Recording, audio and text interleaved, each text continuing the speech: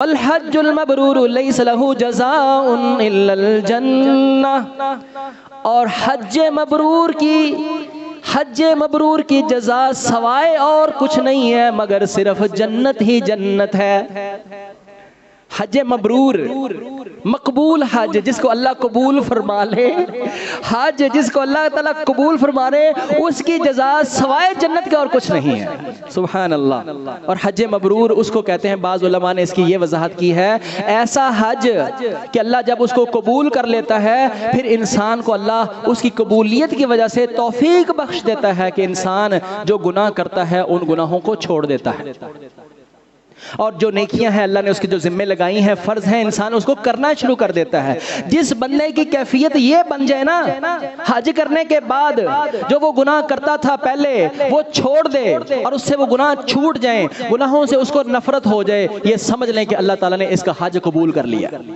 تین والزیتون وطور سینین وہذا البلد الامین، وہذا البلد الامین، اس پاک شہر کو آپ دیکھتے ہیں جس پاک شہر کے اندر ایک دن کی نمازیں 5 نمازیں، اور نوافل پڑھیں گے تو اس کا تو حساب نہیں، میں بتا رہا آپ کو 5 نمازیں اگر اس شہر کی اس مسجد میں بیت اللہ الحرام میں 5 نمازیں پڑھ لیں تو یہ 277 سال 9 مہینے اور 10 دن سے بہتر ہے۔ یہ کسی نے حساب لگایا ہے، آج کل بڑا چل۔ اعوذ باللہ من الشیطان الرجیم، بسم اللہ الرحمن الرحیم، واشہد ان لا الہ الا اللہ وحدہ لا شریک لہ، واشہد ان محمدا عبدہ ورسولہ۔ اعوذ باللہ من الشیطان الرجیم، بسم اللہ الرحمن الرحیم، یا ایہا الذین آمنوا اتقوا اللہ حق تقاتہ ولا تموتن الا وانتم مسلمون، یا ایہا الذین آمنوا اتقوا اللہ وقولوا قولا سدیدا يصلح لكم أعمالكم ويغفر لكم ذنوبكم، ومن يطع الله ورسوله فقد فاز فوزا عظيما۔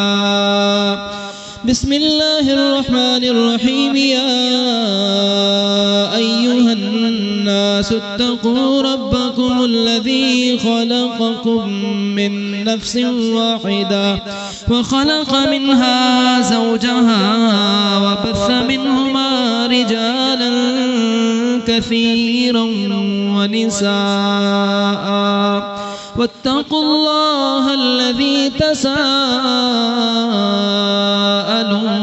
به والأرحام، إن الله كان عليكم رقيبا۔ أما بعد فإن خير الحديث كتاب الله، وخير الهدي هدي محمد صلى الله عليه وسلم، وشر الأمور محدثاتها، وكل محدثة بدعة، وكل بدعة ضلالة، وكل ضلالة في النار۔ اعوذ باللہ من الشیطان الرجیم، بسم اللہ الرحمن الرحیم،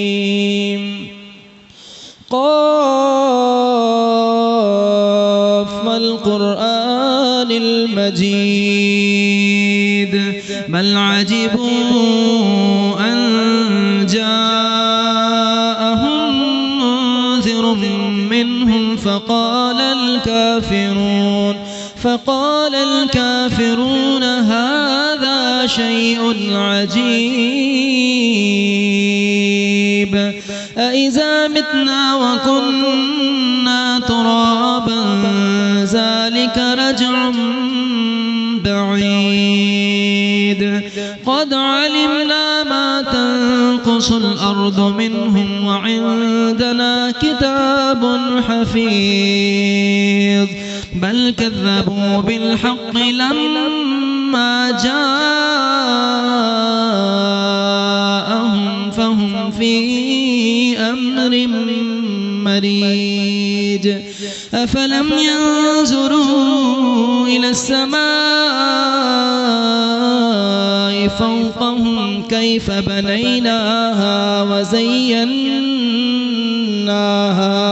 وما لها من فروج والأرض مددناها وألقينا فيها رواسي وأنبتنا فيها من كل زوج بهيج تبصرة وذكرى لكل عبد منيب صدق اللہ العظیم وصدق رسولہ النبی الکریم ونحن على ذلك من الشاہدین والشاکرین والحمد للہ رب العالمین۔ اللہ تعالیٰ کی حمد و ثناء اور اس کی تعریفات و تحمیدات و تحلیلات کے بعد بے شمار انگنت لاتعداد درود و سلام ہوں سید کائنات رسول کائنات امام الانبیاء حبیب کبریا حضرت محمد مصطفیٰ صلی اللہ علیہ وسلم کی ذات اقدس پر۔ اللہ کی کروڑوں رحمتیں ہوں صحابہ کرام پر، تابعین تبع تابعین، ائمہ کرام، محدثین اعظام، اولیاء اللہ اور قرآن و سنت کے تمام ماننے والوں پر۔ اللہ ہم سب کو اس قافلہ حق کے ساتھ شرکت اور استقامت عطا فرمائے اور حشر کے میدان میں ہم سب کو ان کا ساتھ نصیب فرمائے۔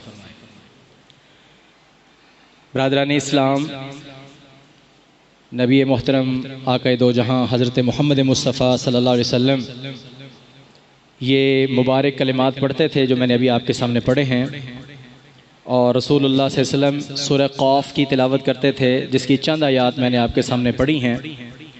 آپ علیہ السلام حدیث سے پتہ چلتا ہے کہ ساری صورت ہی پڑھتے تھے، تو اس کے بعد نبی پاک صلی اللہ علیہ وسلم کو نصیحت فرماتے تھے۔ اس کے مطابق میں نے بھی سنت سے کچھ حصہ حاصل کیا ہے اور سعادت حاصل کی ہے قرآن پاک کی کچھ آیات کی تلاوت کر کے۔ آج کا ہمارا جو موضوع ہے آج کے دن کے حوالے سے اور آج کل کے دنوں کے حوالے سے، ان مہینوں کے حوالے سے بہت زیادہ اہم ہے اور اس سے متعلق ہے۔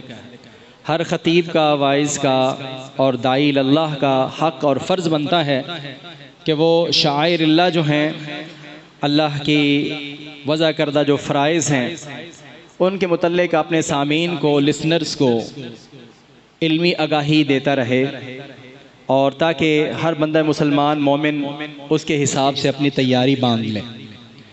آج کا دن پاکستان میں حج کی درخواستوں کے لحاظ سے آخری تاریخ ہے شاید، اور ہو سکتا ہے یہ تاریخ ایکسٹینڈ بھی ہو جائے، آگے بھی بڑھ جائے، کیونکہ اچانک اس کا اعلان ہوا ہے۔ اور اگر یہ درخواستوں کا دن آج کلوزنگ بھی ہو، پھر بھی اس کے بعد پرائیویٹ بھی حج ہوتے ہیں، تو حج کی اہمیت اور فرضیت اور فضیلت کے حوالے سے آج میں آپ کے سامنے قرآن و حدیث پڑھنے لگا ہوں۔ اللہ سے دعا کریں اللہ تعالیٰ مجھے کہنے کی اور آپ کو حق سننے کی توفیق نصیب فرمائے، اور اس کو سمجھ کر اس پر عمل کرنے کی توفیق نصیب فرمائے۔ حج میرے بھائی اس طرح ہی فرض ہے جس طرح نماز پڑھنا فرض ہے۔ اگر بندہ مومن نماز نہ پڑھے تو مسلمان اور مومن کامل نہیں رہتا۔ اور نماز پر کتنا ہمارا زور ہوتا ہے، پورا رمضان اور سارا مہینے اور سارا سال جو بنتا بھی ہے دینا بھی چاہیے۔ جس طرح رمضان کے اندر نماز اہم ہے اور 12 مہینوں کے اندر نماز اہم ہے، زندگی کے اندر نماز اہم ہے، اسی طریقے سے زندگی بھر میں ایک مرتبہ حج کرنا بھی فرض اور لازمی اور ضروری ہے۔ کوئی فرق نہیں ہے نماز کی فرضیت اور حج کی فرضیت میں جن احادیث میں اللہ تعالیٰ رسول اللہ صلی اللہ علیہ وسلم نے نماز کی فرضیت بتائی ہے، انہی احادیث کے اندر رسول اللہ صلی اللہ علیہ وسلم نے حج کی بھی فرضیت بیان فرمائی ہے۔ اس بات کو اچھے طریقے سے سمجھ لیں، جس طرح زکوٰۃ نہ دینے والا جہنمی ہے اور اس کو جہنم کی سزا بتائی گئی ہے، اور جس طرح رمضان کے روزے نہ رکھنے والا جو شخص جو ہے وہ اللہ کے نزدیک بڑا برا ترین انسان ہے، اسی طریقے سے حج نہ کرنے والا شخص بلا وجہ اور بلا عذر حج نہ کرنے والا شخص بھی اللہ کے ہاں قابل مواخذہ ہے اور اس کی پکڑ ہے، اور رسول اللہ صلی اللہ علیہ وسلم نے اس کی شدید ترین جو ہے وہ وعید فرمائی ہے، جس پر میں آپ کو انشاءاللہ اس مختصر سے وقت میں آیات و احادیث انشاءاللہ سناؤں گا۔ لیکن اس سے پہلے آپ جان لیں حج کا معنی کیا ہے۔ حج کا معنی آپ کو معلوم ہوگا، حج کا معنی ہے زیارت۔ حج کا معنی زیارت، اور زیارت کتنی خوبصورت زیارت ہے۔ دنیا کی اور بھی زیارتیں ہم کرتے رہتے ہیں، اور دنیا کے اندر سیر و تفریح کے مواقع بنائے جاتے ہیں۔ اللہ کی قسم دنیا کے کسی حصے کی سیر اتنی خوبصورت نہیں جتنی خوبصورت اور مٹھاس والی سیر اللہ کے گھر کی سیر ہے، جہاں آپ نبی پاک صلی اللہ علیہ وسلم کی جائے ولادت دیکھتے ہیں، آپ علیہ السلام کا وہ شہر دیکھتے ہیں جس شہر کی اللہ نے قسمیں اٹھائی ہیں، لا اقسم بہذا البلد والتین والزیتون وطور سینین وہذا البلد الامین وہذا البلد الامین۔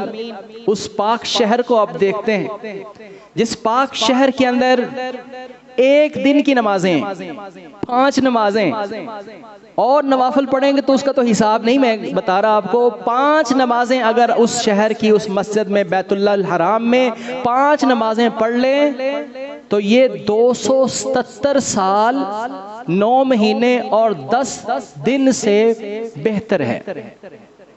یہ کسی نے حساب لگایا ہے، آج کل بڑا چل رہا ہے کہ 277 سال 9 مہینے اور 10 دن کی عبادت کے برابر بنتا ہے اللہ کے گھر بیت اللہ میں ایک دن کی 5 نمازیں۔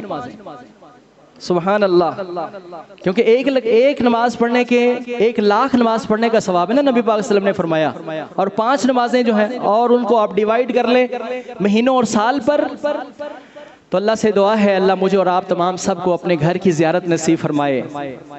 اور کیوں نہ ایک مسلمان اور مومن کے دل کو اس کے اندر کشش ہو کہ ابراہیم علیہ السلام کی دعا ہے، ربنا فجعل افئدۃ من الناس تہوی الیہم، اے اللہ لوگوں کے دلوں کو جب انہوں نے بنا لیا نا، گھر تعمیر کر لیا، بلکہ اس سے پہلے جب ابھی اسماعیل علیہ السلام چھوٹے سے تھے اور بیوی اور بیٹے کو اللہ کے حکم پر بے آب و گیا میدان میں چھوڑ دیا، وہاں کوئی زراعت نہیں تھی، کوئی انسان چرند پرند کچھ بھی نہیں تھا، وہاں پانی کا بھی تب انتظام نہیں تھا، ایک چھوٹا سا سایہ تھا، اللہ کے حکم کے مطابق ایک مشکیزہ پانی کا اور تھوڑی سی تھیلا کھجوروں کا وہ دے کر اپنی بیوی اور بچے کو وہاں پر چھوڑ کر اللہ کے حکم کے مطابق جو ہے وہ چل دیے۔ وہ تفصیلی واقعہ ہے، میں اس کو سکیپ کر رہا ہوں، اور پہاڑ کی اوٹ میں جا کر پھر جو ہے واپس منہ کر کے بیت اللہ کی طرف منہ کر کے کچھ دعائیں کی، اور ان دعاؤں میں یہ دعا کی کہ میرے رب میں تیرے حکم کے مطابق اپنی بیوی اور بچے کو اور مہنگی اولاد کو چھوڑ کر تو جا رہا ہوں، میرے اللہ اس کے اندر کوئی زراعت نہیں، کوئی انسان نہیں ہے، لیکن میری یہ دعا ہے فجعل افئدۃ من الناس تہوی الیہم، میرے رب پاک اس شہر کی طرف، اس جگہ کی طرف لوگوں کے دلوں کو تو کشش ڈال دے۔ ایک عالم نے اس کا ترجمہ کیا، مجھے ہمیشہ یاد رہتا ہے، میں بھی وہ ترجمہ کرنا مناسب سمجھتا ہوں پنجابی کے لفظ میں، کہ یا اللہ پاک ایمان والوں کے دلوں کو اپنے گھر کی طرف جو ہے وہ کھچ ڈال دے۔ سبحان اللہ، ہر مومن ایمان والا جو ہے اس کا دل جو ہے وہ ترس رہا ہے کہ وہ بھی آج کل جب دوبارہ سے بہاریں لگ گئی ہیں، اس کا دل چاہتا ہے کہ میں بھی وہاں پر پہنچوں۔ اللہ اکبر، وہ کیسا پاک شہر ہے، کیسا مقدس شہر ہے کہ جس کے اندر جو ہے وہ شاعر ہیں، اللہ کی شاعر ہیں، اللہ کی نشانیاں ہیں، نبیوں کی باقیات ہیں، خلیل اللہ ابراہیم علیہ السلام کی باقیات ہیں، حجر اسود ہے جس کے متعلق رسول اللہ صلی اللہ علیہ وسلم نے فرمایا کہ جنت کا پتھر ہے، اور آپ فرماتے ہیں کہ نبوت سے پہلے بھی جب میں اس پتھر کے پاس سے گزرتا تھا، جب بھی گزرتا تھا یہ مجھے سلام کہتا تھا، سلام کہتا تھا، بآواز سلام کہتا تھا، یہ پتھر مجھے پہچانتا ہے اور مجھے سلام کرتا تھا۔ اور وہ بیت اللہ کہ جس کے اندر مقام ابراہیم ہے، وَاتَّخِذُوا مِن مَقَامِ إِبْرَاهِيمَ مُصَلًّى، اللہ نے جو فرمایا ہے کہ مقام ابراہیم کو نماز کی جگہ بناؤ، اور 7 چکر لگانے کے بعد جب مقام ابراہیم کے آپ اوٹ میں جا کے 2 نفل پڑھتے ہیں، سامنے کعبۃ اللہ ہوتا ہے، وہاں پر جا کے آپ دنیا جہان کی دل کی تمام تمناؤں کی اپنی دعائیں جو ہیں وہ سامنے رکھ دیتے ہیں، دل کھول کے رکھ دیتے ہیں۔ یہ ہر مسلمان حاجی اور عمرہ کرنے والے کی پہلی زیارت ہوتی ہے، اور ایک طرح کی پہلی دعا ہوتی ہے کہ جاتے ہی اس نے چکر لگانے ہیں، 7 چکر لگانے ہیں، اور 7 چکر لگانے کے بعد مقام ابراہیم سے ادھر پیچھے ہو کر بیت اللہ کی طرف منہ کر کے 2 رکعت نماز پڑھنی ہے، پھر وہاں پر دعا کرنی ہے۔ تقریباً یہ پہلی دعا بنتی ہے۔ اس وقت انسان کی دعاؤں کی کیفیات ہی اور ہوتی ہیں، بعد کی دعائیں وہ شاید اتنی زیادہ نہیں ہوتی جتنی وہ پہلی دعا ہوتی ہے۔ پہلی جو چیز ہوتی ہے، پہلی جو ملاقات ہوتی ہے، اس کے مزے اور ہوتے ہیں نا۔ اور پہلی جو زیارت ہے اور پہلی جو دعا ہے، اس کے اندر انسان جو اپنے ترستا ہوا، اپنی زندگی بھر کی جو ترسن ہے اس کی، وہ ساری اپنی ترس اور اپنی تمناؤں کو، اپنی دل کی آہوں کو، اور اپنے دل کی سسکیوں کو، اور اپنی دل کی خواہشوں کو اپنے رب کے سامنے کھول کر سامنے رکھ دیتا ہے۔ اور وہاں کا آب زمزم، ماء زمزم لما شرب لہ، زمزم کا پانی کہ جس نیت سے پیا جائے، رسول اللہ صلی اللہ علیہ وسلم نے فرمایا کہ اللہ ہر اس شخص کی اس نیت اور خواہش کو پورا فرما دیتے ہیں۔ پھر صفا مروہ کی سعی ہے، اور پھر وہ سارے مناظر آپ کے سامنے آتے ہیں، کس طرح اللہ کی بندی ہاجرہ علیہ السلام نے اپنے بیٹے کو جب وہ ترس رہا تھا، جب وہ بلبلا رہا تھا، پانی کو پیاس لگی ہوئی تھی، ماں کو بھی بچے کو بھی، اور بچے کو دیکھ کر ماں کی ممتا اتنی تڑپتی ہے کہ وہ بھاگ کر جاتی ہیں صفا پر، دیکھتی ہیں کہ کوئی انتظام، کوئی دور سے پانی، کوئی آنے والا بندہ، کوئی چیز، اور جب وہاں پر پہنچتی ہیں تو پھر فوراً جو ہے وہ ڈر لگتا ہے، بھاگ کے آتی ہیں بچے کے پاس کہ اس کو کچھ ہو نہ گیا ہو۔ جب اس کے پاس آتی ہیں تو اس کو جب بلبلانا اور رونا جب دیکھتی ہیں تو پھر دوڑتی ہیں اور دوسری پہاڑی پر چڑھ جاتی ہیں، مروہ پر، وہاں چڑھ کے دیکھتی ہیں کہ کوئی بندہ آ جائے، کوئی پانی کا انتظام، کوئی چیز، کوئی نظر آ جائے۔ یہ تڑپ پھر بچے کا خیال آتا ہے، بھاگ کے نیچے آ جاتی ہیں، پھر صفا پر چڑھ جاتی ہے۔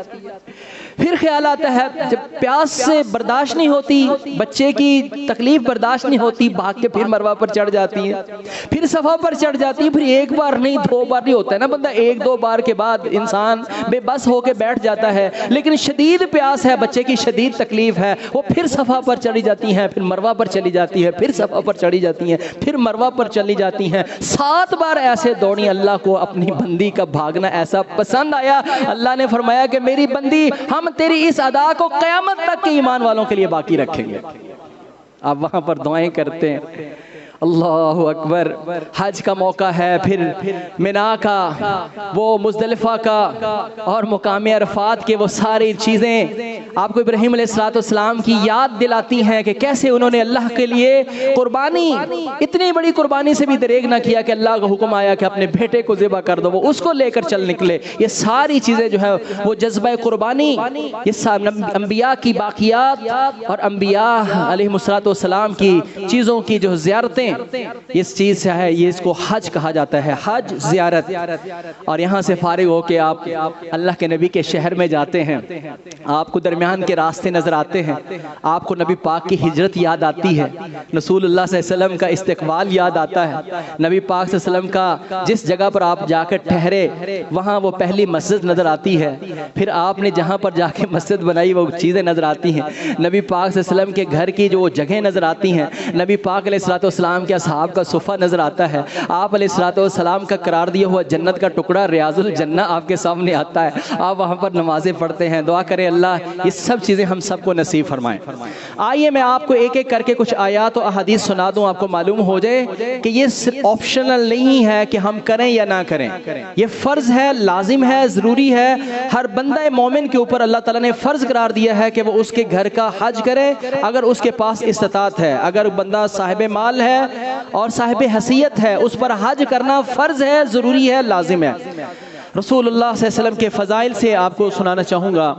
رسول اللہ صلی اللہ علیہ وسلم نے فرمایا ہے عن ابن عمر رضی اللہ عنہما قال قال رسول اللہ صلی اللہ علیہ وسلم بنی الاسلام علی خمس شہادت لا الہ الا اللہ وان محمد رسول اللہ واقام الصلاة وایتاء الزکاة والحج وصوم رمضان. اسلام کی بنیاد 5 چیزوں کے اوپر ہے. جب نیچے ستون ہی نہیں ہوگا تو اوپر عمارت کھڑی ہو سکتی ہے؟ نیچے ستون ہے، ستونوں کے اوپر عمارت کھڑی ہے. ستون نہیں ہے تو عمارت بھی نہیں ہو سکتی. تو رسول اللہ صلی اللہ علیہ وسلم نے فرمایا کہ اسلام ایک عمارت ہے، وہ 5 ستونوں کے اوپر کھڑی ہے. وہ ستون ہوں گے تو سمجھیں آپ کا اسلام باقی ہے. وہ ستون اگر نہیں ہے تو آپ کا اسلام ناقص ہے، نامکمل ہے، اسلام آپ کا ٹھیک نہیں ہے. اور فرمایا کہ وہ 5 چیزیں یہ ہیں: کلمہ طیبہ، ایک اس بات کی گواہی دینا کہ اللہ کے علاوہ کوئی عبادت کے لائق نہیں، اور اس بات کی گواہی دینا کہ محمد کریم صلی اللہ علیہ وسلم اللہ کے رسول ہیں. یہ پہلا ستون ہے، پہلا رکن ہے، پہلی بنیاد ہے. اور اس کے بعد دوسرا ستون وَإِقَامِ الصَّلَاةِ، نماز کو قائم کرنا. وَإِيتَاءِ الزَّكَاةِ، تیسرا ستون جو ہے وہ زکوٰۃ کو ادا کرنا. اور چوتھا ستون اس حدیث میں ہے وَالْحَجِّ، بیت اللہ کا حج کرنا. کسی حدیث میں حج کا 5واں نمبر ہے، اس حدیث میں یہ صحیح مسلم کی، صحیح بخاری کی حدیث ہے، اس میں حج کا 4تھا نمبر ہے. اور 5ویں نمبر پر وصوم رمضان، رمضان کے روزے رکھنا. کلمہ طیبہ، نماز، زکوٰۃ، حج اور رمضان کے روزے، یہ 5 رکن، یہ 5 ستون ایسے ہیں کہ جن کے اندر کوئی کمی بیشی جو ہے وہ روا نہیں رکھی گئی، بالکل ہرگز جائز نہیں ہے. اور ان کو ہر ایک کو چھوڑنے کو سخت ترین گناہ ہے، اور ان کو شرک اور کفر کے ساتھ تعبیر کیا گیا. ان میں سے کسی کو چھوڑنا کفر کے ساتھ تعبیر کیا گیا ہے. مجھے حدیث یاد آئی، رسول اللہ صلی اللہ علیہ وسلم کا ارشاد ہے، آپ نے فرمایا جو کوئی شخص صاحب حیثیت ہے، اس کو کوئی عذر نہیں ہے، بیمار نہیں ہے، ضعیف بوڑھا نہیں ہے، اس کا کوئی عذر نہیں ہے، صحت مند ہے، مالدار ہے، لیکن اس کے باوجود بھی اگر وہ حج نہیں کرتا تو وہ یہودی ہو کر مر جائے یا عیسائی ہو کر مر جائے، مجھے اس کی کوئی پرواہ نہیں ہے. اب اس سے بڑی اور کون سی بات ہے؟ آئیے میں آپ کو اور حدیث سنا دوں. رسول اللہ صلی اللہ علیہ وسلم کا فرشاد ہے، خطبنا رسول اللہ صلی اللہ علیہ وسلم فقال ایھا الناس قد فرض علیکم الحج فحجوا، اے ایمان والو، اللہ نے تمہارے اوپر حج کو فرض کر دیا ہے، لہذا تم حج کرو. جب نبی پاک صلی اللہ علیہ وسلم حکمن فرما دیں تو وہ کیا چیز ہو جاتی ہے؟ فرض. ماشاءاللہ، یہ تو قاعدہ آپ نے مجھ سے یاد کر ہی لیا ہے. الامر للوجوب، حکم جو ہے وہ واجب اور فرض کے لیے ہوتا ہے. قد فرض علیکم الحج فحجوا، اللہ کی طرف سے تم پر حج فرض کر دیا گیا ہے، لہذا تم پر لازم ہے کہ تم حج کرو. فقال رجل اکل عام یا رسول اللہ، ایک شخص نے کہا اللہ کے رسول کیا ہر سال حج کرنا ہے؟ فسکت، رسول اللہ صلی اللہ علیہ وسلم خاموش رہے. حتی قالها ثلاثا، اس نے 3 بار پوچھا کہ کیا ہر سال حج کرنا ہے، کیا ہر سال حج کرنا ہے؟ فسکت رسول اللہ صلی اللہ علیہ وسلم، رسول اللہ صلی اللہ علیہ وسلم خاموش رہے. پھر آپ نے فرمایا فقال رسول اللہ صلی اللہ علیہ وسلم لو قلت نعم لوجبت ولما استطعتم، اگر میں تیرے 3 بار پوچھنے پر صرف اتنا لفظ کہہ دیتا کہ ہاں، تو یہ میری ہاں تم پر حج کرنا ہر سال ہی فرض قرار دیتی. اگر میں ہاں کہہ دیتا تو تمہارے اوپر فرض ہو جانا تھا کہ ہر سال حج کرو، تو تم خواہ مخواہ مجھ سے کیوں سوال کر رہے ہو؟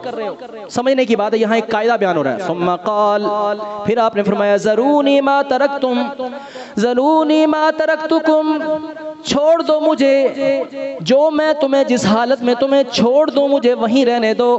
فإنما هلك من كان قبلكم بكثرة سوالهم واختلافهم على انبیائهم، تم سے پہلی قومیں اسی بات سے ہلاک ہوئی ہیں، تم سے پہلی قومیں اس بات پر ہلاک ہوئی ہیں، وہ اپنے نبیوں سے بہت زیادہ سوال کرتے تھے یا ان سے اختلاف کرتے تھے، اپنے نبیوں کی بات کو نہیں مانتے تھے. تم سے پہلی قومیں اسی وجہ سے ہلاک ہوئی ہیں، وہ بہت زیادہ سوال کرتے تھے، لہذا جو میں تمہیں کہہ دوں بس مجھے وہاں تک رہنے دو. یعنی نبی صلی اللہ علیہ وسلم نے فرمایا نا کہ تم پر حج فرض ہے، حج کرو. تو انہوں نے کہا کہ کیا ہر سال فرض ہے؟ یہ نہیں پوچھنا چاہیے تھا، بس نبی پاک صلی اللہ علیہ وسلم نے فرمایا حج کرو، دیٹس آل. بس یہ میں نے اور آپ نے بھی سمجھنا ہے، اس بات کو سمجھنا ہے. اللہ اس کے رسول کی طرف سے جو ہمیں کہہ دیا جائے بس وہ کرنا شروع کرو، کرنا شروع، زیادہ سوال نہ کرو. کئی بندے ہوتے ہیں بات سمجھ بھی آ جاتی ہے، انہوں نے جان نہیں چھوڑنی ہوتی. نہیں جی اینج دسو ہاں جی، نہیں ایس طرح کیوں، ایس طرح کیوں، اس طرح کیوں، اس طرح کیوں، اس طرح کیوں، اس طرح کیوں ہے. جو بات سمجھ، ہاں اگر کوئی پیچیدگی ہے، کوئی بات سمجھ نہیں آئی، اس کا سوال تو کر لیں، لیکن جب معلوم ہو گیا کہ اتنا کام کرنا ہے بس اتنا کام کرو۔ رسول اللہ صلی اللہ علیہ وسلم نے فرمایا تم سے پہلی قومیں اس وجہ سے ہلاک ہوئی ہیں، وہ بہت زیادہ سوال کرتے تھے اور اپنے نبیوں سے اختلاف کرتے تھے۔ فَإِذَا أَمَرْتُكُمْ بِشَيْءٍ فَأْتُوا مِنْهُ مَا اسْتَطَعْتُمْ، جب میں تمہیں کسی چیز کا حکم دے دوں تو تم اس کو کرو جتنی تمہارے پاس طاقت ہے۔ جب میں تمہیں کسی چیز کا حکم دے دوں تو تم اس کو کرو جتنی تمہارے پاس استطاعت ہے۔ وَإِذَا نَهِيتُكُمْ عَنْ شَيْءٍ فَدَعُوهُ، اور جب میں تمہیں کسی چیز سے منع کر دوں تو اس سے رک جاؤ۔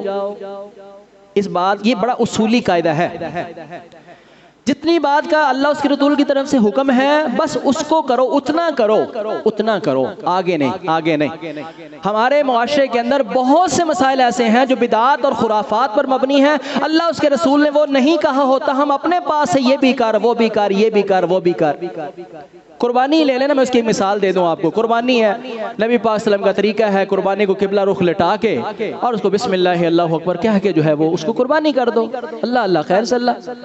لیکن بعض کیا کریں گے، قربانی کو لایا پھر اس کو نہلایا، نہلانا اس کا ضروری ہے، پھر اس کو وضو کروایا، ٹھیک ہے، وضو کروانے کے بعد اب اس کو کبھی ادھر کر، کبھی ادھر کر، کبھی اس موقع پر یہ دعا پڑھ، اس موقع پر یہ دعا پڑھ۔ یا وضو کی مثال لے لیں، اپنے پاس وضو کا حکم ہے، نبی پاک صلی اللہ علیہ وسلم کہ ہے کہ اللہ کا نام لو، بسم اللہ پڑھو اور وضو کرو، اور ہماری طرف سے اضافے ہیں اپنے پاس سے ہی، ہاتھ دھوتے وقت یہ پڑھو، منہ دھوتے وقت یہ پڑھو، مسح کرتے وقت یہ پڑھو، بازو دھوتے وقت یہ پڑھو، یہ اپنے پاس سے ہی۔ رسول اللہ صلی اللہ علیہ وسلم نے فرمایا فَإِذَا أَمَرْتُكُمْ بِشَيْءٍ فَأْتُوا مِنْهُ مَا اسْتَطَعْتُمْ، جس چیز کا میں تمہیں حکم دے دوں بس اس کو کرو، اتنا کرو، آگے آگے نہ چلو۔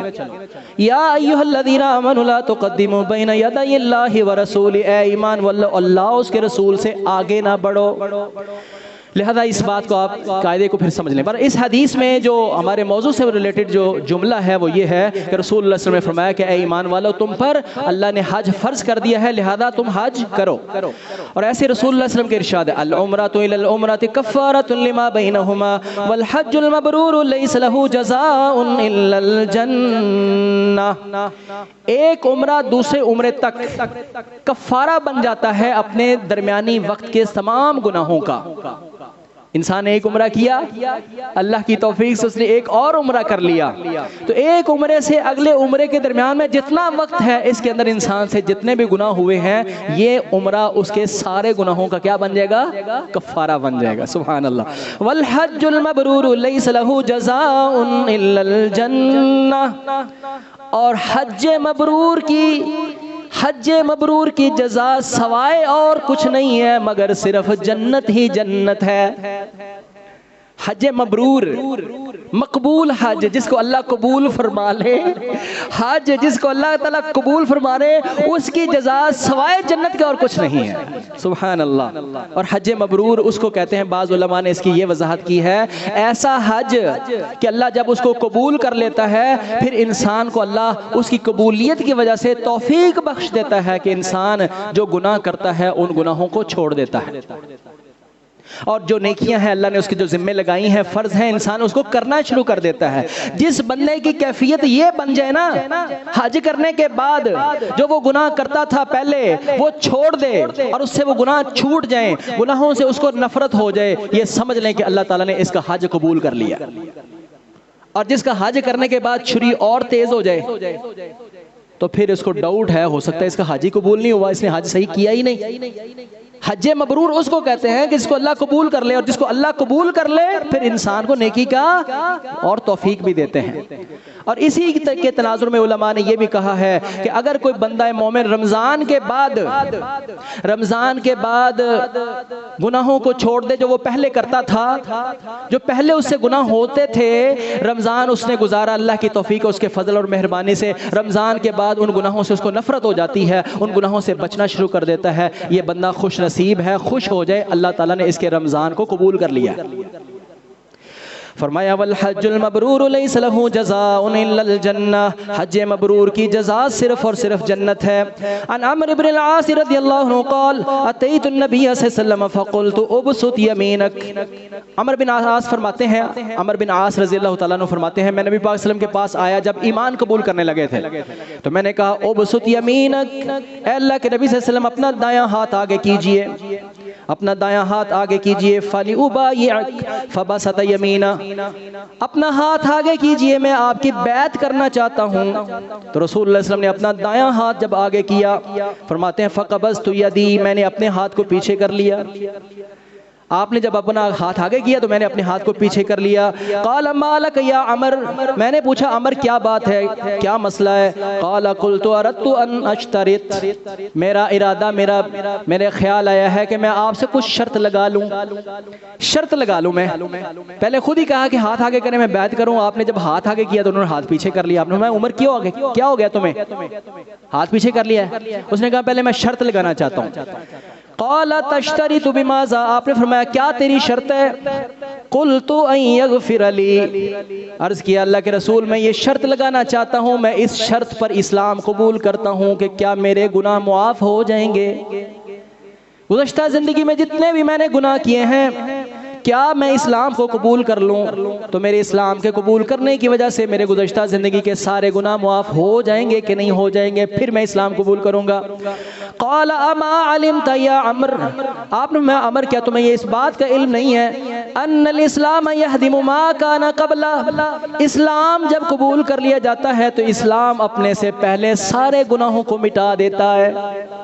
وَأَنَّ الْحِجْرَةَ تَهْدِمُ مَا كَانَ قَبْلَهَا، ہجرت بھی ایسا عمل ہے جو بندہ ہجرت کرتا ہے، ہجرت کی وجہ سے بھی اللہ سبحانہ وتعالی ہجرت جو ہے بھی اپنے گزشتہ پہلے تمام گناہوں کو معاف کروا دیتی ہے۔ وَأَنَّ الْحَجَّ يَهْدِمُ مَا كَانَ قَبْلَهُ، اور حج بھی ایسا عمل ہے جو کوئی بندہ حج کر لیتا ہے، حج بھی اپنے سے پہلے زندگی کے سارے گناہوں کو مٹا دیتا ہے۔ اور رسول اللہ صلی اللہ علیہ وسلم کے بڑے مشہور حدیث ہے من حج للہ فلم یرفس ولم یفسق رجع کیوم ولدته امہ، جو کوئی بندہ حج کرے اور حج کے درمیان کوئی شہوانی بات نہ کرے، کوئی بیہودہ بات نہ کرے اور کوئی گناہ نہ کرے، رجع کیوم ولدته امہ، حج کر کے واپس آئے گا اللہ سبحانہ وتعالی اس کو گناہوں سے ایسے صاف کر دیں گے گویا آج اپنی ماں کے ہاں پیدا ہوا ہے۔ زندگی کا آج اس کا پہلا دن ہے۔ زندگی کے انسان کے پہلے دن پر انسان کے اوپر کوئی گناہ ہوتا ہے؟ نہیں نہ ہوتا۔ حج کرنے سے اللہ کا کتنا کرم ہے، کتنا فضل ہے۔ اگر انسان کا پچھلا معاف نہ ہوتا ہو تو انسان جو ہے وہ آگے نیکی کا جذبہ ہی نہ رکھے، انسان اسی پریشانی میں رہے کہ میرے تو گناہ ہی اتنے ہیں، میں نے تو جانا ہی جہنم میں ہے۔ انسان کو یہ پریشانی لگی ہے تو اللہ تعالیٰ نے ایسے موقع بنا دیے ہیں کہ میرے بندے تو نے حج کر لیا ہے، جا ہم نے تمہیں ایسے کر دیا ہے کہ آج تیرا زندگی کا آج نیا دن ہے، تو پہلا دن زندگی کا شروع کر رہا ہے، اب اگلی زندگی صحیح کر لے۔ سبحان اللہ، اللہ اکبر۔ اور فرمایا رسول اللہ صلی اللہ علیہ وسلم نے تابعوا بین الحج والعمرہ، حج اور عمرے پے در پے کرو۔ جنہوں نے حج کر لیا ہے اللہ نے ان کو استطاعت دی ہے تو وہ اور حج کریں، پے در پے۔ جنہوں نے عمرہ کیا ہے وہ اور عمرہ کریں۔ اچھا یہاں پر آ کے کچھ جو لبرلز ہیں، جو دین بیزار ہیں، ان کو ہمارا دین بڑا یاد آ جاتا ہے، ان کو ہمارا دین بڑا یاد آ جاتا ہے۔ کہتے جن نے حج کرنی ہے کسی غریب نو دے دیو، کسی غریب دی بیٹی نو ویاہ دیو۔ تو ہم ان سے کہتے ہیں کہ بھئی جب تم اپنا مہنگا موبائل خریدتے ہو لاکھوں لاکھ 2 لاکھ کا، اس وقت تمہیں اپنے ساتھ ہمسایہ یہ گھر کے کام کرنے والی یاد نہیں آتی؟ یہ اپنی گاڑی جب تم لیتے ہو کروڑوں کی، وہ کروڑ کی گاڑی لینے کی بجائے بھئی 15 10 20 لاکھ کی گاڑی لو، باقی جو ہے وہ 80 لاکھ کسی غریب کو کیوں نہیں دیتے؟ ہمارے حج کے موقع پر ہی تمہیں ہمارا اسلام یاد آتا ہے نا، وہ ہم جانے، وہ ہم جانے۔ اور جو غریبوں کی مدد بھی وہی کرتا ہے جو حج اور عمرہ کرتا ہے۔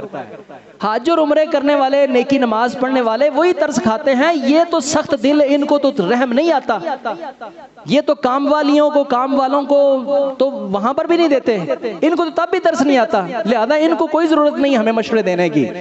جو حج کرتے ہیں انشاءاللہ غریبوں کا خیال بھی وہی کرتے ہیں. وہ حکم الگ ہے، یہ حکم الگ ہے، وہ بھی کرنا ہے، یہ بھی کرنا ہے. رسول اللہ صلی اللہ علیہ وسلم کا ارشاد ہے تابعوا بین الحج والعمرہ، حج اور عمرے پے در پے کرو. فإن المتابعات بینہما تنفی الفقر والذنوب کما ینفی الکیر خبث الحدید. پے در پے اگر کوئی بندہ حج کرے، حج اور عمرہ کرے، اللہ سبحانہ وتعالیٰ اس کی برکت سے 2 انعام عطا فرماتے ہیں. ایک یہ کہ حج اور عمرے کرنے کی وجہ سے اللہ اس انسان کے فقر کو مٹا دیتے ہیں. میں نے خود دیکھا ہے، خود اپنے تجربے سے بھی دیکھا ہے، اور کئی اور حاجی اور عمرہ کرنے والوں سے میں نے یہ بات سنی ہے، ایمان والوں سے. وہ کہتے ہیں کہ جب پہلی بار حج کیا تھا تو بڑی مشکل سے پکڑ دکڑ کر کے اور پیسے پورے کیے تھے، حج کیا. جب حج کر کے آئے تو اللہ نے ایسا فضل کیا کہ اللہ نے بہاریں لگا دی. اس کے بعد ہر سال کبھی یہ جا رہا ہے حج پہ، کبھی وہ جا رہا ہے حج پہ، اور اللہ تعالیٰ نے ایک سے جو ہے وہ 10 کارخانے کر دیے. تو اس سے یہ نیکیوں کے کاموں میں خرچ کرنے سے کمی نہیں پیدا ہوتی، بلکہ اللہ کا حکم ہے اور اللہ تعالیٰ کا فضل ہے کہ تنفی الفقر، رسول اللہ صلی اللہ علیہ وسلم فرمایا کہ اس سے فقر مٹ جاتا ہے. والذنوب کما ینفی الکیر، اور گناہ ایسے مٹا دیے جاتے ہیں جس طرح بھٹی جو ہے اس کے اندر لوہا ڈالا جائے نا تو وہ لوہے کو زنگ سے پاک صاف کر دیتی ہے نا، بھٹی وہ آگ صاف کر دیتی ہے. ایسے حج اور عمرہ انسان کے گناہوں کو صاف کر دیتا ہے، انسان کا جسم بالکل کلیئر پیور ہو جاتا ہے. عن ابی ہریرہ رضی اللہ عنہ قال سئل النبی صلی اللہ علیہ وسلم ای العمل افضل. ابو ہریرہ رضی اللہ عنہ سے روایت ہے کہ رسول اللہ صلی اللہ علیہ وسلم سے پوچھا گیا کہ سب سے افضل عمل کون سا ہے؟ تو رسول اللہ صلی اللہ علیہ وسلم فرمایا ایمان باللہ ورسولہ، سب سے افضل عمل یہ ہے کہ اللہ اس کے رسول کے ساتھ ایمان لایا جائے. قیل ثم ماذا، پوچھا گیا اللہ کے رسول اس کے بعد سب سے افضل ترین عمل کیا ہے؟ قال الجہاد فی سبیل اللہ، تو رسول اللہ صلی اللہ علیہ وسلم فرمایا کہ اللہ کی راہ میں جہاد کرنا. قیل ثم ماذا، پوچھا گیا اللہ کے رسول اس کے بعد سب سے افضل ترین عمل کون سا ہے؟ قال حج مبرور، تو رسول اللہ صلی اللہ علیہ وسلم نے فرمایا حج مبرور. حج مبرور جو ہے وہ اللہ اس کے رسول کے ساتھ ایمان اور جہاد فی سبیل اللہ کے بعد سب سے افضل ترین عمل ہے حج کرنا. ان رجلا جاء الى النبي صلی اللہ علیہ وسلم قال انی جبان وانی ضعیف فقال هلم الى جہاد لا شوکۃ فیها الحج.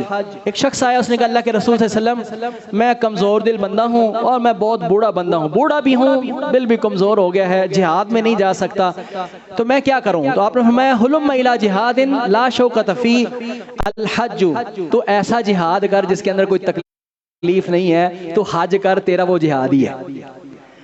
حج جو ہے کمزوروں کا اور عورتوں کا جہاد قرار دیا گیا ہے، عورتوں کا اور کمزوروں کا جہاد، جہاد فی سبیل اللہ، جس کا ایک لمحہ جو ہے اگر انسان اللہ کی راہ میں جہاد کرے اللہ سبحانہ وتعالی اس کے لیے جنت کو واجب کر دیتے ہیں اور جہنم کی آگ پر ان قدموں کو اور ان آنکھوں کو حرام کر دیتے ہیں جو ایک لمحہ، ایک رات یا ایک دن اللہ کی راہ میں جہاد کے لیے کھڑا ہو جائے. تو عورتوں کا اور ضعیفوں کا حج جو جہاد جو ہے رسول اللہ صلی اللہ علیہ وسلم نے فرمایا کہ حج تیرا جہاد ہے. اور عائشہ رضی اللہ عنہ فرماتے ہیں، ام المومنین فرماتی ہیں انہا قالت یا رسول اللہ نر الجہاد افضل العمل افلا نجاہد، ہم نے دیکھا ہے کہ جہاد سب سے افضل ترین عمل ہے تو کیا ہم جہاد نہ کریں؟ قال آپ نے فرمایا لا کننا افضل الجہاد حج مبرور، بلکہ تمہارا عورتوں کا جو جہاد ہے وہ حج مبرور ہے. تمہارا عورتوں کا جہاد کیا ہے؟ حج مبرور ہے. اور ایسے ہی رسول اللہ صلی اللہ علیہ وسلم نے فرمایا ہے لقد حممت ان ابعث رجالا الى هذه الامصار فينظروا كل من كان له جدة ولم يحج ليضربوا عليهم الجزية ما هم بمسلمين ما هم بمسلمين. آپ فرماتے ہیں میرا دل چاہتا ہے کہ میں نہ شہروں اور بستیوں میں اپنے بندے بھیجوں اور وہ لوگوں کا اندازہ لگائیں کہ جو لوگ مالدار ہیں اور مالدار ہونے کے باوجود، صحت مند ہونے کے باوجود اگر وہ حج نہیں کر رہے تو میرا دل یہ چاہتا ہے کہ میں ان کے اوپر جزیہ عائد کر دوں. جزیہ کن کے اوپر عائد کیا جاتا ہے؟ کافروں کے اوپر. یعنی جو کافر ہاتھ کھڑے کر دیں کہ ہم آپ سے لڑائی نہیں کرتے، ہمیں اپنے شہروں میں رہنے دیں، ہم آپ کو ٹیکس دیں گے، جزیہ دیں گے اور اس کے عوض میں آپ ہمیں امن و امان سے زندگی گزارنے دو. کافر مسلمانوں کی رعیت اور سلطنت کے اندر ٹیکس دے کر جزیہ دے کر رہ سکتا ہے, تو جزیہ ہوتا ہے کافر کے اوپر. آپ فرماتے ہیں میرا دل چاہتا ہے کہ میں بندوں کو بھیجوں اور جو مسلمان اپنے آپ کو کہتا ہے لیکن اس کے پاس مال ہے, صحت بھی ہے, حج نہیں کرتا, میں اس کے اوپر جزیہ عائد کر دوں. ما ہم بمسلمین, ما ہم بمسلمین, وہ مسلمان نہیں ہے, وہ مسلمان نہیں ہے. جس کے پاس استطاعت ہے حج نہیں کرتا. کیا فرمایا رسول اللہ صلی اللہ علیہ وسلم نے؟ وہ یہ عمر فاروق رضی اللہ تعالیٰ عنہ کا قول ہے کہ وہ مسلمان نہیں ہے, وہ مسلمان نہیں ہے. تو لہذا میرے بھائی, جیسے میں نے آپ کو حدیث بھی سنائی کہ رسول اللہ صلی اللہ علیہ وسلم نے فرمایا کہ جو بندہ بلا عذر اور وجہ حج نہیں کرتا تو وہ یہودی ہو کے مرے, عیسائی ہو کے مرے, مجھے اس کی کوئی پرواہ نہیں ہے. یا عمر بن خطاب رضی اللہ عنہ کیا فرماتے ہیں کہ میں ان کے اوپر ٹیکس لگا دوں, ما ہم بمسلمین, ما ہم بمسلمین, وہ مسلمان نہیں ہیں. تو لہذا میرے بھائیو دوستو, جس کے پاس اللہ نے استطاعت دی ہے, پوچھا گیا استطاعت کیا ہے؟ ایک حدیث میں پوچھا گیا استطاعت کس کو کہتے ہیں, تو بتایا کہ استطاعت یہ ہے کہ انسان اس راستے کے سفر کا خرچ اور سواری کا خرچ اس کے پاس ہے, اور پھر اس کے جانے کے بعد اس کا گھر کا گزارا ہو جائے گا. پیچھے اس کا گھر, یہ نہیں ہے کہ گھر والوں کو چھوڑ دے کہ وہ فقیر بن جائیں, لیکن وہ گھر والوں کا خرچہ چلتا رہے اور اس کا اتنا مال ایکسٹرا اس کے پاس ہے کہ وہ جو ہے وہ اللہ کے گھر کی طرف جا سکے اور وہاں کا خرچہ اٹھا سکے. یہ ہے استطاعت. اب میرے بھائی, میں نے اور آپ نے دیکھنا ہے اپنے مال میں کہ کیا آپ نے پاس اتنا استطاعت ہے. آپ کا گھر نہیں ہے تو گھر لے لو. کئی لوگ کہتے ہیں جی میں اپنا گھر بنانا چاہتا ہوں, تو ٹھیک ہے, اللہ تعالیٰ نے اجازت دی ہے, گھر بنا لو. اور اس طریقے سے کئی لوگ جو ہیں وہ جان بوجھ کے بیٹھے ہوتے ہیں, جی نہیں میں پہلے نہ فرض ادا کر لا, میں بیٹے اور بیٹیاں سے شادی کر لا, میں پھر جانا ہے. یہ بھی بات ذرا سمجھ لیں, پھر میں نے جانا ہے. نہ وہ شادیاں کرتا ہے. اچھا شادی کرنے تو کر دو نا, کرو پھر شادی. بھئی آپ کے اوپر حج فرض ہے, سر پر کھڑا ہے, مر جاؤ گے اللہ کے یہاں سوال ہوگا. کرنی شادیاں تو شادیاں کریں, کوشش کریں.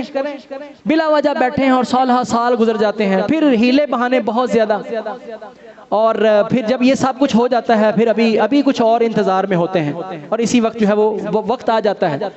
رسول اللہ صلی اللہ علیہ وسلم نے فرمایا, آپ نے فرمایا من اراد الحج فلیتعجل, جس کا حج کا ارادہ ہو اس کو چاہیے کہ وہ جلدی کرے. فإنه قد يمرض المریض, ایسا بھی ہو سکتا ہے کہ بعد میں وہ مریض ہو جائے.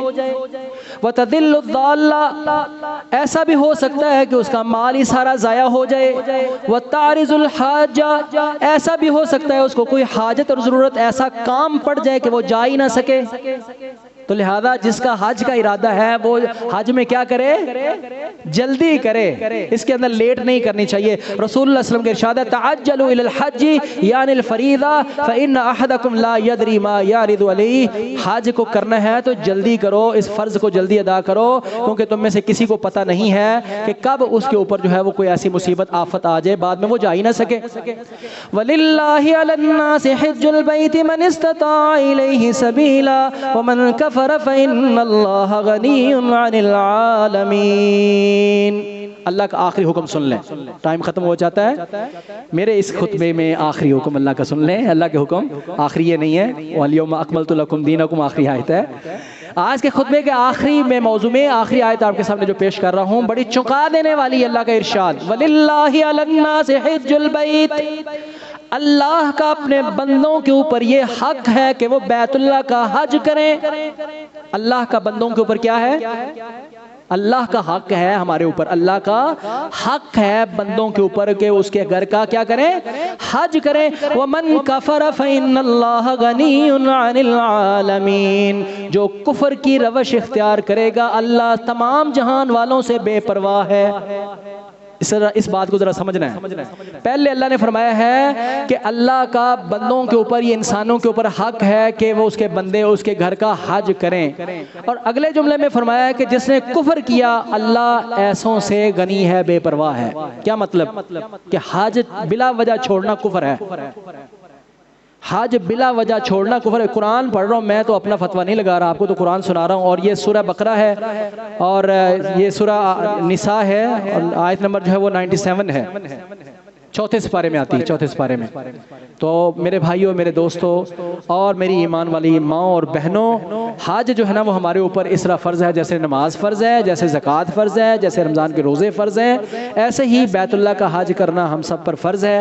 تو میں نے مناسب سمجھا ہے کہ آپ کو کچھ آیات و حدیث سنا دو، جتنا وقت تھا میں نے آپ کو سنا دی ہیں، ورنہ اللہ کے فضل سے بہت سے ابھی احکام باقی ہیں جو آپ کو ایمان افروز واقعات سنائے جا سکتے ہیں۔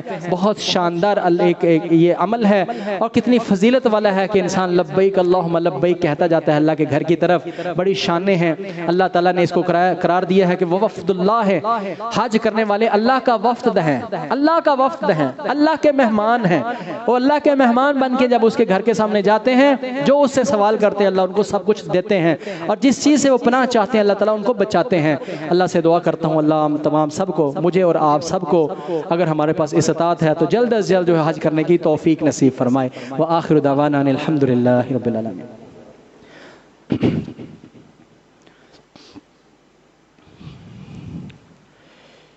إن الحمد لله نحمده ونستعينه ونستغفره ونعوذ بالله من شرور أنفسنا ومن سيئات أعمالنا، من يهده الله فلا مضل له ومن يضلل فلا هادي له، وأشهد أن لا إله إلا الله وحده لا شريك له، وأشهد أن محمدا عبده ورسوله۔ اللهم صل على محمد وعلى آل محمد كما صليت على إبراهيم وعلى آل إبراهيم إنك حميد مجيد۔ اللهم بارك على محمد وعلى آل محمد كما باركت على إبراهيم وعلى آل إبراهيم إنك حميد مجيد۔ أعوذ بالله من الشيطان الرجيم، بسم الله الرحمن الرحيم، والعصر إن الإنسان لفي خسر إلا الذين آمنوا وعملوا الصالحات وتواصوا بالحق وتواصوا بالصبر۔ سبحان ربك رب العزة عما يصفون وسلام على المرسلين والحمد لله رب العالمين۔ صفوں کو درست فرما لیں۔